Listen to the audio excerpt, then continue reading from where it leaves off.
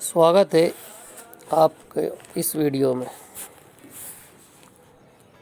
शुरू करते हैं ओशो के विचार को किस प्रकार से हम अपने जीवन में उतारें और जीवन में तमाम तरह की जो मानसिक परेशानियां हैं उन्हें कुछ समय के लिए दूर कर सकें।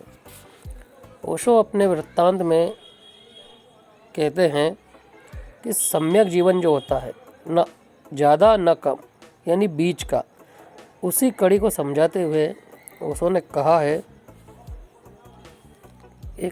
कि मैंने सुना है मुल्ला नसरुद्दीन ने एक गधा खरीदा। जिससे खरीदा था उससे पूछा कि भाई इसको कितना खाना पीना देना है। उसने बताया, लेकिन मुल्ला को ज़रा ज़्यादा लगा। उसने कहा कि इतना खाना पीना गधे के लिए, इतना तो हम अपने लिए भी नहीं करते। ये तो बहुत महंगा है। ये आदमी थोड़ा ज़्यादा बता रहा है, बढ़ चढ़कर बता रहा है, गप हाँक रहा है गधे को। और इतना खाना पीना, इतना तो मैं अपनी पत्नी को भी नहीं देता। तो उसने कहा कि पहले इसे अपने थोड़ा प्रयोग करके जांच ले कि गधा कितने खाने से जी सकता है। मुल्ला ने उस गधे को आधा जितना बताया था खाना आधा दिया और गधा जी गया। उसने कहा कि आदमी तो धोखा दे रहा था, और आधा कर दिया। आधे में से आधा कर दिया, गधा फिर भी जी गया। उसने कहा कि हद हो गई, वह आदमी बिल्कुल बेईमान था। अब उसने आधे में से आधा कर दिया, यानी अब दो ही आने बचा है, उसमें भी गधा जी गया।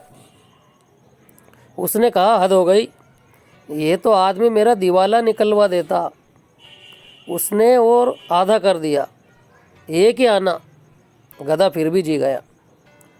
उसने दूसरे दिन 2 पैसा कर दिया, फिर 1 पैसा कर दिया। जिस दिन उसने 1 पैसा किया, गधा अचानक मर गया। नसरुद्दीन ने कहा हद हो गई, इतनी जल्दी भी क्या थी।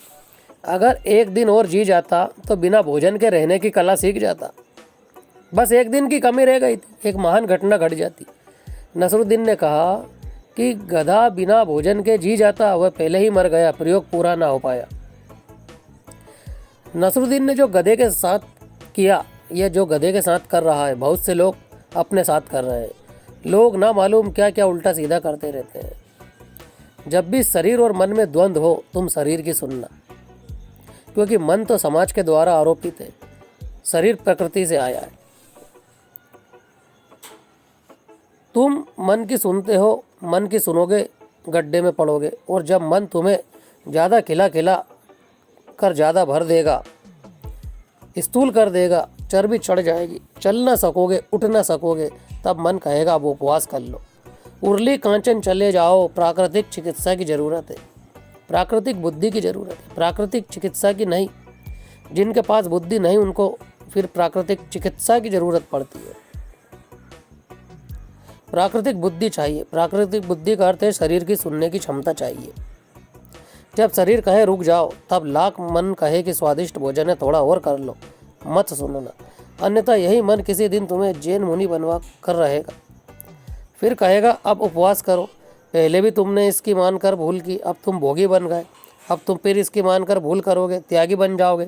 ज़्यादा खाना भी शरीर के लिए हानिकारक है और कम खाना भी शरीर के लिए हानिकारक है। यही द्वंद्व को ओशो ने अपने इस कथन के द्वारा बताया है कि कोई यदि अपने आप को मुनि साधु घोषित कर ले तो एक समय खाना खाता है जो कि हानिकारक है। वही कोई भोगी बन जाता है, स्वाद के अनुसार खाया ही जाता है तो रोगी बन जाता है। इसी को दर्शाते हुए दर्शन के एक वृत्तांत के द्वारा ओशो ने सम्यक शब्द का प्रयोग किया, यानी कि ना ज़्यादा ना कम, बिल्कुल बीच में जीवन को जियो, संतुलित जीवन जियो। और इसी कड़ी के द्वारा ओशो ने अपनी बात को बहुत ही सरल अंदाज में कह दिया है। इस वीडियो में अभी इतना ही। यदि आपको वीडियो अच्छा लगा है, पसंद आए, तो लाइक ज़रूर कीजिए दोस्तों। साथ ही चैनल को ज़रूर सब्सक्राइब कीजिए। चैनल ज़रूर सब्सक्राइब कीजिए, क्योंकि एक वीडियो बनाने में बहुत मेहनत लगती है, बहुत समय खर्च होता है, इसलिए आप कंजूसी बिल्कुल मत कीजिए। जो भी चीज़ पसंद आए उसे लाइक और शेयर ज़रूर कीजिए और अन्य वीडियो देखने के लिए चैनल को सब्सक्राइब कीजिए। धन्यवाद।